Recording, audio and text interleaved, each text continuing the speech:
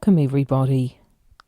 In today's podcast, I want to talk about something that we sometimes see as an inconvenience and can cause issues in our daily life. However, I think it's also a time of cleansing, reflection, and listening.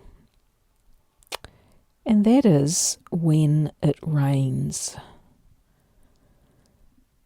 I think many people often talk about lying in bed or going to sleep and listening to the rain and how soothing that is.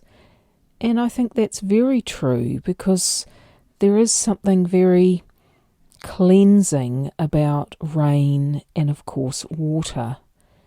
And in many cultures, there's a definite connection to the spiritual realm through water, through its purity, through its cleansing, through its symbolism.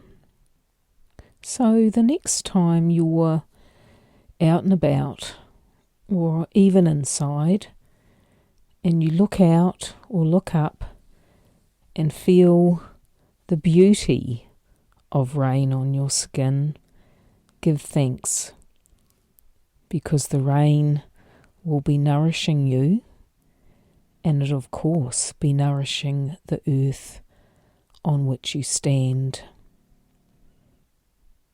Thanks for listening.